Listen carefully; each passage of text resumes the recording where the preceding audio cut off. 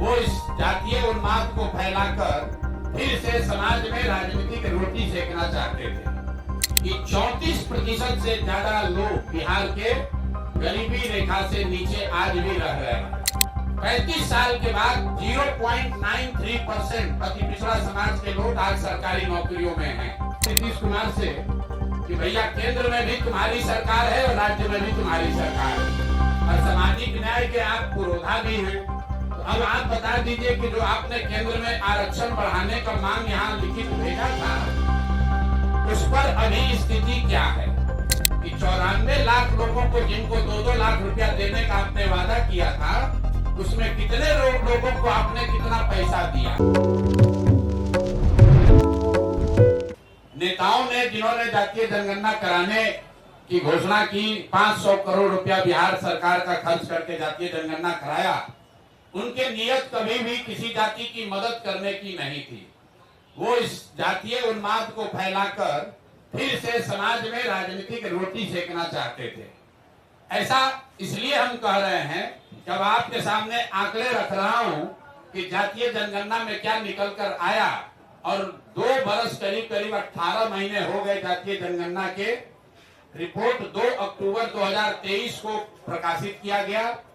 7 नवंबर 2023 को विधानसभा के पटल पर ये रिपोर्ट रखी गई और 22 नवंबर 2023 को नीतीश कुमार ने तब तेजस्वी यादव के साथ जो सरकार चला रहे थे, मिलकर जातीय जनगणना के आधार पर 5 बड़ी घोषणाएं की।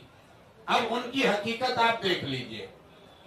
जातीय जनगणना में सरकार ने ये माना कि 34% से ज्यादा लोग बिहार के गरीबी रेखा से नीचे आज भी रह रहे हैं। लेकिन ये महत्वपूर्ण आंकड़ा नहीं है। महत्वपूर्ण आंकड़ा ये है कि 30-35 साल से सामाजिक न्याय की राजनीति करने का दावा करने वाले लोग, इनके शासन के बाद भी जब जातीय जनगणना का रिपोर्ट आया, उसमें बताया गया कि 5% से कम, मैं फिर से रिपीट कर दे रहा हूं कि 5% से कम दलित और अति पिछड़ा समाज के 5% से कम लोग ही 12वीं क्लास पास करते हैं बिहार में। जिन लोगों ने रिपोर्ट बनवाया उन्होंने पढ़ा भी नहीं। सिर्फ 5% से भी कम दलित और अति पिछड़ा समाज के लोग 12वीं क्लास पढ़ते हैं। आरक्षण की लड़ाई लड़ने की बात करने वाले लोग 35 साल के बाद 0.93% अति पिछड़ा समाज के लोग आज सरकारी नौकरियों में हैं। 2 बरस पर इस पर कोई चर्चा नहीं हुई। तो जब नीतीश कुमार ने 22 तारीख को इसकी घोषणा की कि इस रिपोर्ट के आलोक में हम लोग क्या क्या करेंगे, तो एक चर्चा उन्होंने की जिसकी आप लोगों ने भी जिसको फॉलो अप किया कि आरक्षण की सीमा को 50 से बढ़ाकर 65 या 75 किया जाएगा। इसका हम लोग रिकमेंडेशन केंद्र सरकार को भेज रहे हैं। तो मैं अब पहला मांग ये कर रहा हूं नीतीश कुमार से कि भैया केंद्र में भी तुम्हारी सरकार है और राज्य में भी तुम्हारी सरकार है और सामाजिक न्याय के आप पुरोधा भी हैं। तो अब आप बता दीजिए कि जो आपने केंद्र में आरक्षण बढ़ाने का मांग यहाँ लिखित भेजा था, उस पर अभी स्थिति क्या है। सरकार ये बताए समाज को कि आपने आरक्षण बढ़ाने की जो मांग करी थी, उस पर आज स्थिति क्या है, या आप उसको भूल गए, बेवकूफ बना रहे थे सबको। और तेजस्वी यादव भी बताएं कि विपक्ष के नेता होने के नाते उन्होंने इस पर अभी तक क्या किया है।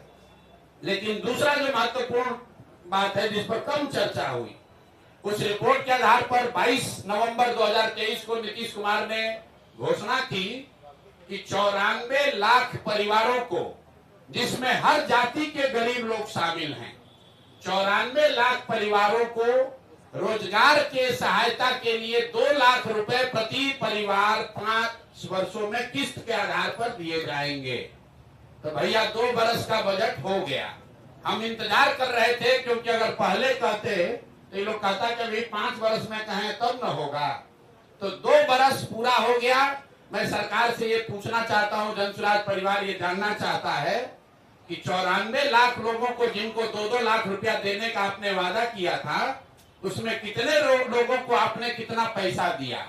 और अगर नहीं दिया तो मान लीजिए कि जैसे आपके मोदी जी, आपके जो आजकल जिनके आप लाडले मुख्यमंत्री हैं, मोदी जी ने जैसे 15 लाख रुपया सबको देंगे का जुमला फेंका था, आप भी ये मानिए कि आपने भी ये बिहार के लोगों को जुमला दिया था कि 94 लाख परिवारों को, और इसमें सिर्फ किसी जाति विशेष के लोग नहीं हैं, विधानसभा के पटल पर, और आपको मैं कह रहा हूं 22 नवंबर का नीतीश कुमार का ट्वीट देख लीजिए, उनके ऑफिशियल हैंडल से ये ट्वीट किया गया है कि 94 लाख गरीब परिवारों को 2 लाख रुपया की राशि दी जाएगी। अभी तक एक परिवार को 1 रुपया भी नहीं दिया गया है। तीसरी जो बड़ी घोषणा उन्होंने की थी कि 39 लाख परिवारों को जो होमलेस है, लैंडलेस हैं, उनको 1,20,000 रुपया घर बनाने के लिए दिया जाएगा।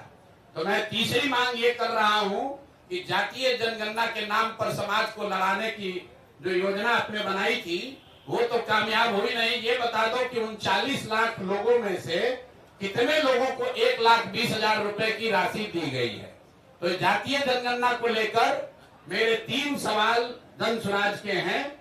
पहला कि आरक्षण बढ़ाने के लिए जो आपने दावा किया था कि आप केंद्र सरकार को रिकमेंड कर रहे हैं, उस पर आज स्थिति क्या है? किस तारीख को आपने रिकमेंड किया और केंद्र सरकार ने उस पर क्या निर्णय दिया? क्योंकि केंद्र में भी भाजपा और नीतीश की ही सरकार है, और अगर नहीं दिया तो प्रधानमंत्री अभी आ रहे 24 तारीख को, तो मधुबनी में प्रधानमंत्री को यह घोषणा करना चाहिए, जवाब देना चाहिए, क्योंकि जदयू के लोग भी भीड़ जुटाने में लगे हैं। सरकारी खर्चे पर डीएम सीडीपीओ से लेकर सारा प्रशासन लगा हुआ है, सरकारी खर्चे पर भीड़ जुटाई जा रही है। तो उसमें मोदी जी को और नीतीश जी को बताना चाहिए कि जातीय जनगणना के आधार पर आरक्षण बनाने के प्रस्ताव की स्थिति आज क्या है। दूसरा, 94 लाख परिवारों को जो 2 लाख रुपया आपने देने की बात कही थी, उसकी स्थिति क्या है? हम लोग की जानकारी के हिसाब से, आप लोग भी पत्रकार है, अभी तक के बजट में, 2 बजट में इस योजना के तहत 1 रुपया का भी प्रावधान नहीं किया गया है। और तीसरी बात कि आपने 39 लाख जो होमलेस, लैंडलेस, खासकर दलित समाज के लोग थे, उनके लिए अभी तक 1,20,000 रुपया जो जारी करने के लिए कहा था, उसमें कितना पैसा जारी किया?